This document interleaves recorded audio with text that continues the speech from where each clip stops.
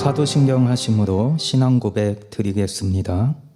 전능하사 천지를 만드신 하나님 아버지를 내가 믿사오며 그 외아들 우리 주 예수 그리스도를 믿사오니 이는 성령으로 잉태하사 동정녀 마리아에게 나시고 본디오 빌라도에게 고난을 받으사 십자가에 못 박혀 죽으시고 장사한 지 사흘 만에 죽은 자 가운데서 다시 살아나시며 하늘에 오르사 전능하신 하나님 우편에 앉아 계시다가 저리로서 산자와 죽은 자를 심판하러 오시리라.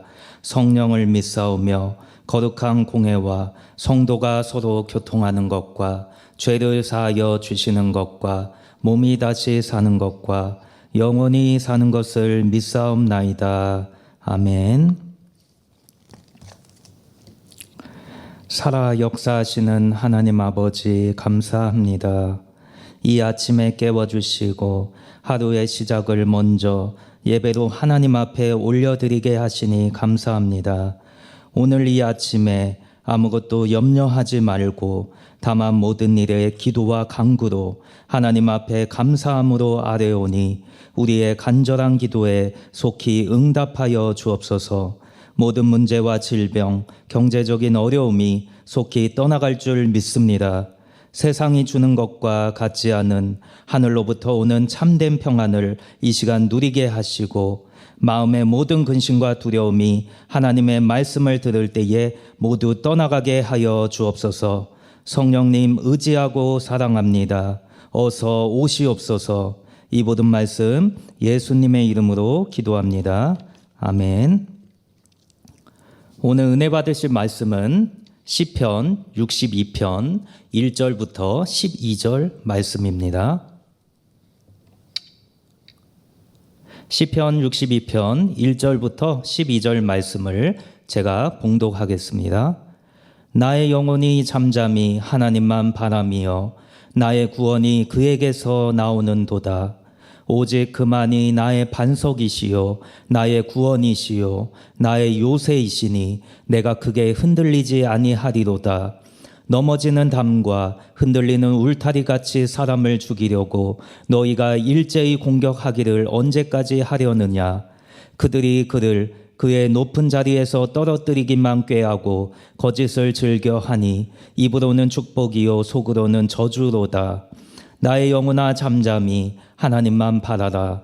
물은 나의 소망이 그로부터 나오는도다. 오직 그만이 나의 반석이시요 나의 구원이시요 나의 요새이시니 내가 흔들리지 아니하리로다. 나의 구원과 영광이 하나님께 있으며 내 힘의 반석과 피난처도 하나님께 있도다. 백성들아 시시로 그를 의지하고 그의 앞에 마음을 토하라. 하나님은 우리의 피난처시로다. 아 슬프도다. 사람은 입김이며 인생도 속임수이니 저울에 달면 그들은 입김보다 가벼우리로다. 포악을 의지하지 말며 탈취한 것으로 허망하여지지 말며 재물이 늘어도 거기에 마음을 두지 말지어다. 하나님이 한두 번 하신 말씀을 내가 들었나니 권능은 하나님께 속하였다 하셨도다.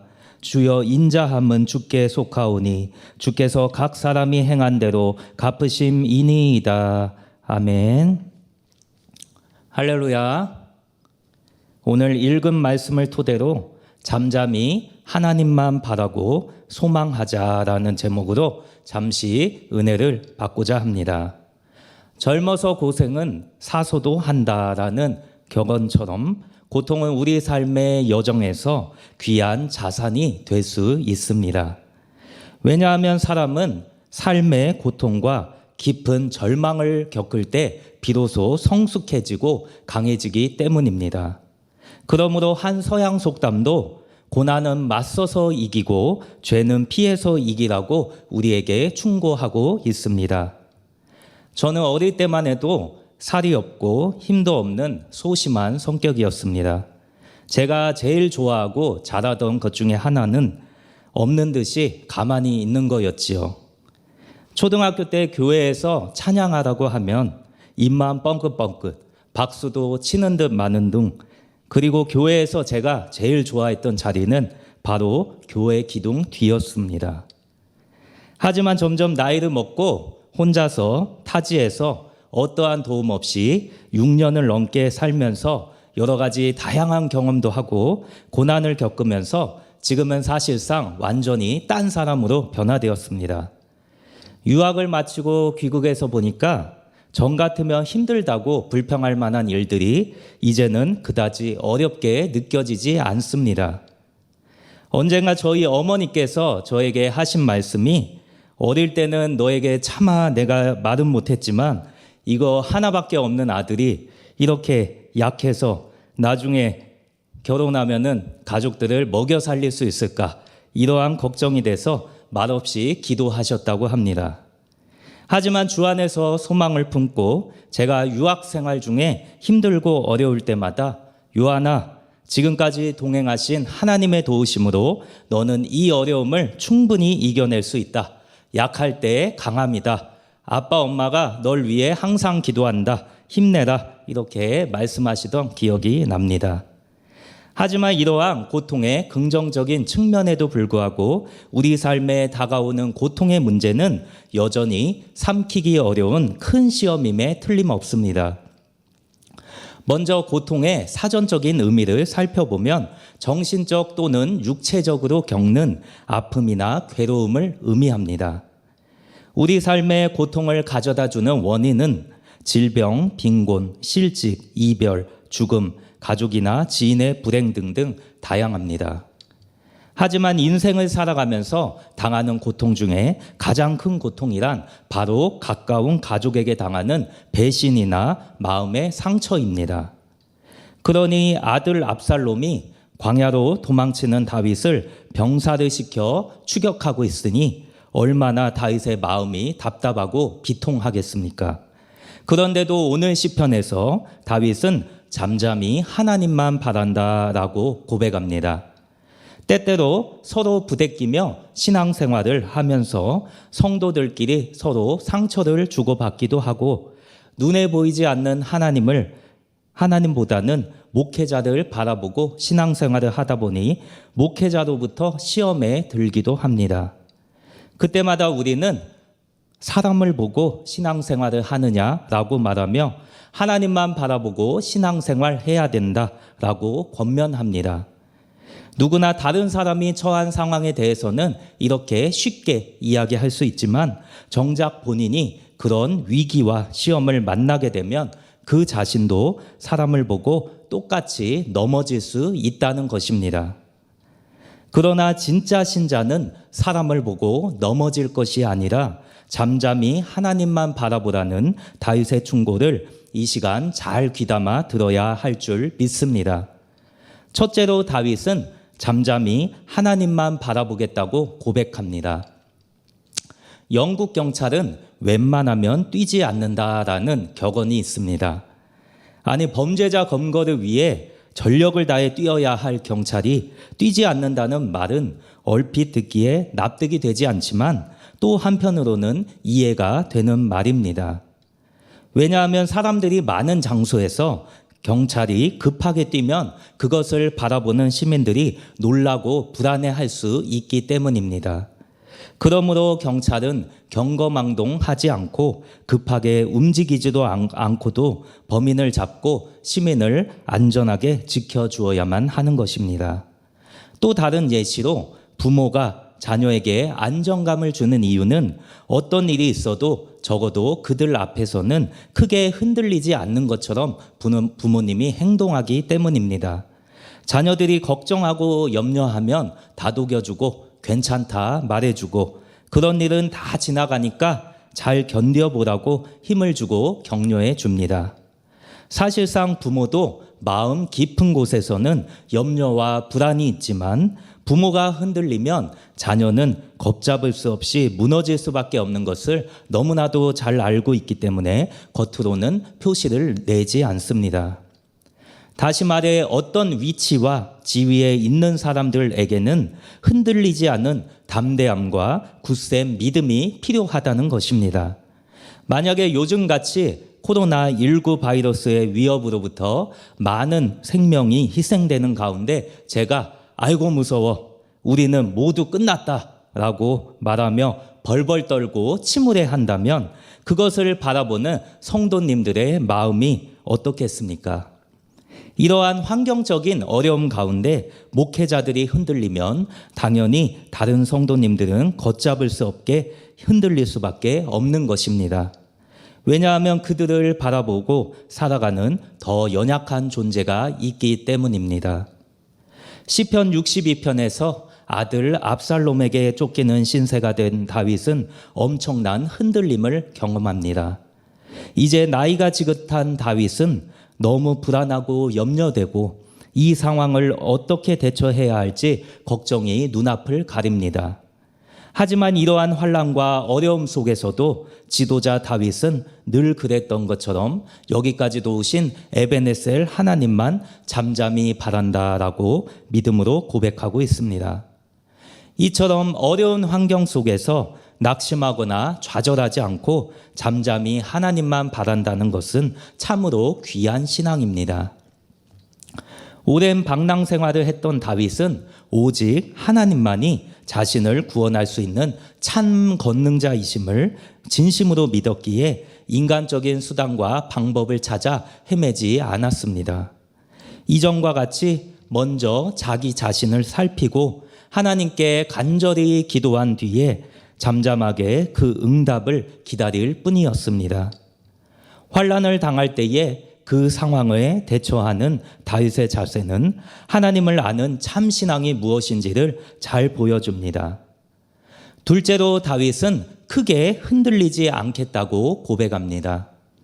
본문 2절에서 다윗은 하나님만이 자신의 반석이시요 구원이시요 요새이시기에 크게 흔들리지 아니할 것을 선포합니다. 다윗은 그의 여정에서 단단한 바위를 발견했습니다. 광야에 나가보니 단단한 바위가 있습니다. 그 바위는 어제도 있었고 오늘도 있고 앞으로도 영원히 그 자리에 있을 바위입니다. 과거를 돌아볼 때 100년 전 혹은 1000년 전에도 그 바위는 그대로 그 자리에 변함없이 있었습니다. 그리고 광야에는 요새도 있었습니다. 요새하면 먼저 사울 왕을 피해서 도망 다니던 시절에 엔게디 요새가 떠오릅니다. 또한 기원 후 70년에 예루살렘 2차 성전이 로마에 의해 파괴된 후에 마지막까지 살아남은 유대인들이 3년 동안 로마에 항거했던 장소인 마사다와 같이 사면이 절벽으로 둘러싸인 천혜의 요새를 떠올리게 합니다. 즉 요새는 사람이 만든 것이 아니라 하나님이 지으신 자연의 요새입니다. 방랑 생활 중에 변함없는 반석과 천혜의 요새를 보면서 다윗은 구원의 하나님이 영원히 변함없는 분이심을 다시금 깨닫게 되는 것입니다. 이제는 사울 왕이 아니라 압살롬으로부터 쫓기던 다윗은 그 반석 위에 앉아서 하나님을 향하여 기도하면서 다시 안정감과 평안함을 느끼게 됩니다. 그래서 고백합니다. 내가 크게 흔들리지 아니하리로다. 이것을 믿으십니까? 사실 다윗은 많이 흔들렸고 불안해서 죽을 지경이었는데 반석 위에 서고 요새에 앉아보고 구원이자 힘이 되신 야훼 하나님을 다시금 경험했습니다. 다시 말해 영원히 흔들리지 않는 반석이신 하나님을 통해 위로와 새 힘을 얻게 된 것입니다. 하나님에 대한 절대적인 신뢰가 회복되자 적들의 어떠한 위협에도 불구하고 다윗의 마음은 다시 강하고 담대하게 변화되었습니다. 오직 그만이 나의 반석이시요 나의 구원이시요 나의 요새이시니 내가 크게 흔들리지 아니하리로다. 아멘. 이렇듯 하나님에 대한 절대적인 신뢰는 우리에게 현실의 어떠한 상황도 초월하게 만들어 줍니다. 어떠한 사망의 위협도 결코 하나님을 향한 믿음을 더 이상 무너뜨릴 수 없는 것입니다. 그래서 많은 믿음의 선조들이 기꺼이 그리스도를 위해서 자신의 목숨을 바쳐 순교할 수 있었던 것입니다. 사랑하는 성도 여러분, 오늘 당신은 하나님을 얼마나 신뢰하고 계십니까?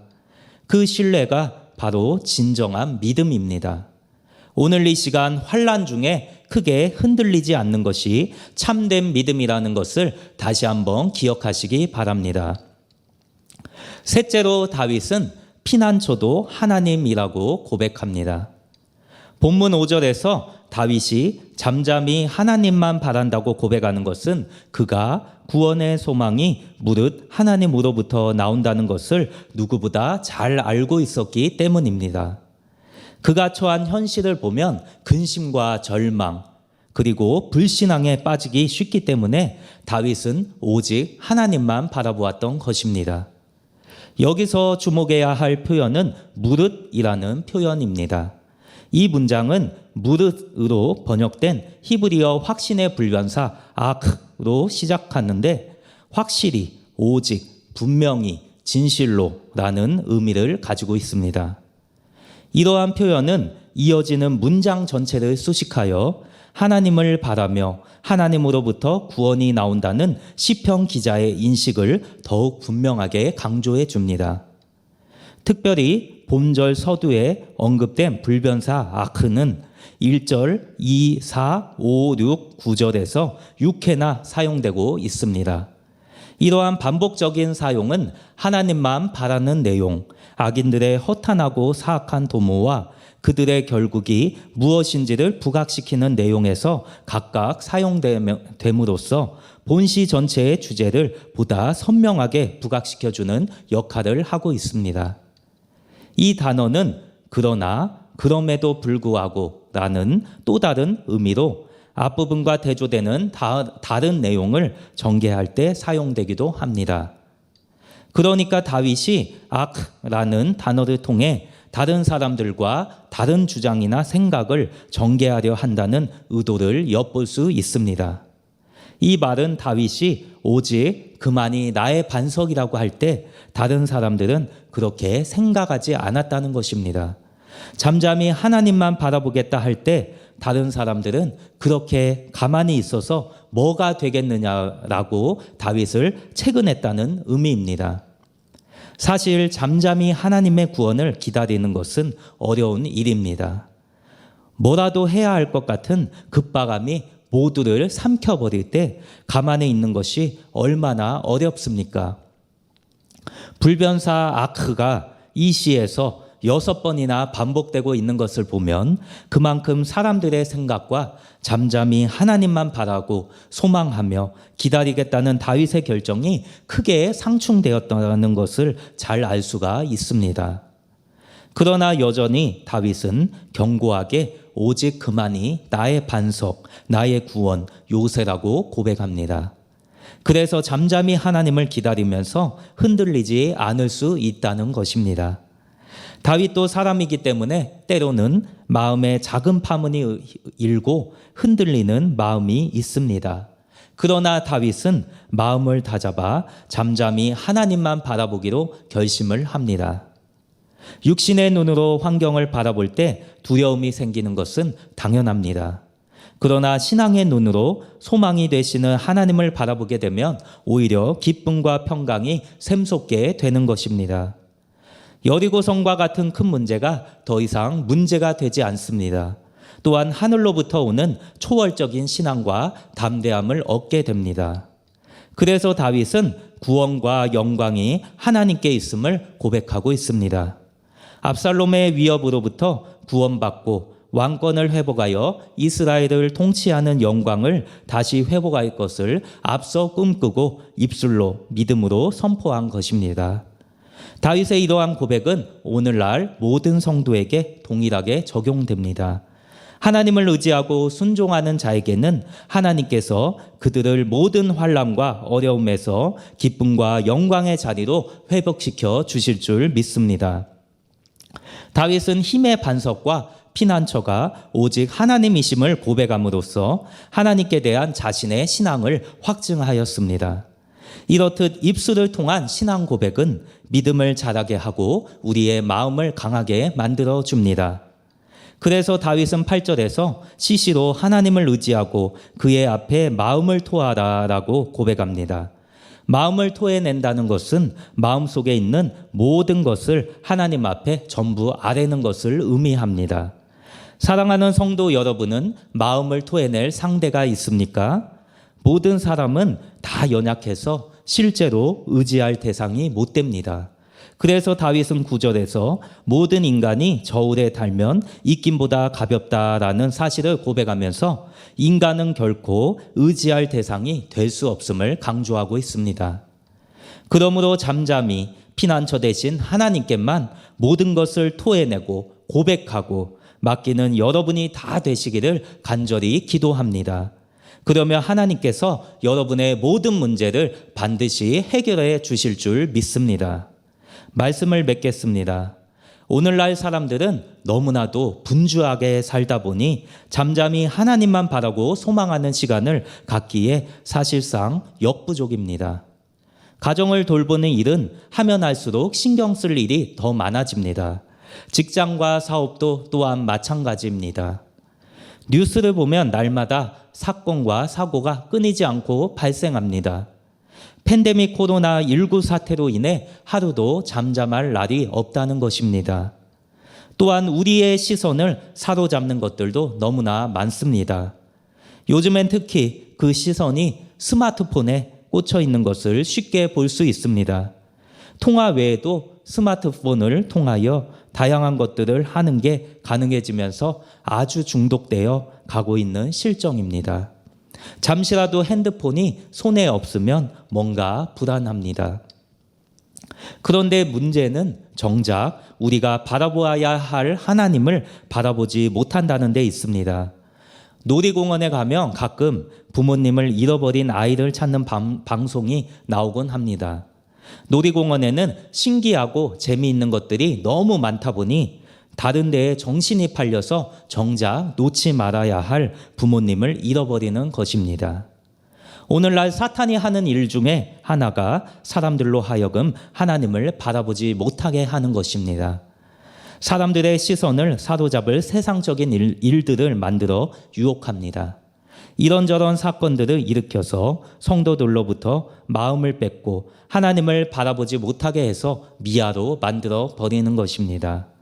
그런데 다윗은 그러한 때일수록 요동치는 마음을 잠잠히 하며 오직 하나님만을 바라보았던 것입니다. 왜냐하면 그는 자신을 죽이려는 사람들이 일제히 공격한다고 할지라도 자신의 구원이 하나님께로부터 나오고 소망이 하나님으로부터 나옴을 진정으로 믿었기 때문입니다.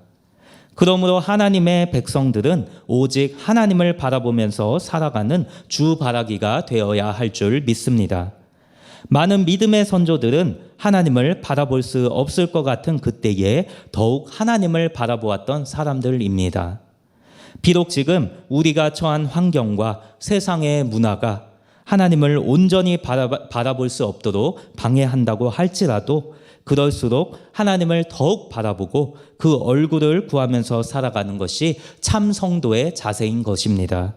오늘 다윗의 고백과 같이 어떠한 고통과 환난 중에도 오직 잠잠히 하나님만 바라고 소망하는 여러분이 다 되시기를 주님의 이름으로 간절히 기도합니다. 아멘. 잠시 기도하겠습니다. 사랑과 자비의 하나님 아버지 감사합니다. 오늘도 귀한 은혜의 말씀을 통하여 큰 깨달음을 주시니 감사합니다. 세상의 어떠한 문제와 고난 가운데도 다윗과 같이 잠잠히 하나님만 바라보며 살게 하여 주옵소서. 또한 우리의 반석이요 구원이시요 요새이신 하나님을 신뢰하기에 어떠한 문제를 만나더라도 더 이상 크게 흔들리지 않게 도와주옵소서. 오직 주님만이 구원의 소망 되시기에 더 이상 세상 바라보지 않고 주만 바라보는 주 바라기의 삶을 살기 원합니다. 성령님 붙들어 주시고 능력과 권능을 더하여 주셔서 아버지께서 기뻐하시는 삶, 형통의 삶을 날마다 살아가게 하여 주옵소서. 믿음의 주요 또 온전케 하시는 이인 예수만을 바라봅니다. 주여 도우셔서 코로나19가 속히 종식되어 정치, 경제, 사회가 정상화되게 하시고 다시금 주의 전에 나와 함께 기뻐 찬양하며 예배할 수 있기를 잠잠히 하나님만 바라고 소망하고 나아가게 하여 주옵소서. 이 모든 말씀 예수님의 이름으로 기도합니다. 아멘. 하늘에 계신 우리 아버지여, 이름이 거룩히 여김을 받으시오며 나라가 임하시오며 뜻이 하늘에서 이루어진 것 같이 땅에서도 이루어지이다. 오늘 우리에게 일용할 양식을 주시옵고 우리가 우리에게 죄 지은 자를 사하여 준 것 같이 우리 죄를 사하여 주시옵고 우리를 시험에 들게 하지 마시옵고 다만 악에서 구하시옵소서. 나라와 권세와 영광이 아버지께 영원히 있사옵나이다. 아멘. 이제 다 함께 기도하길 원합니다. 먼저 코로나19 바이러스의 소멸을 위하여, 그리고 담임 목사님의 가정과 그리고 교회를 위하여, 마지막으로 가지고 나오신 모든 기도 제목들을 위해 다 함께 간절한 마음으로 주여 3번 부르짖고 통성으로 기도합니다. 주여, 주여, 주여.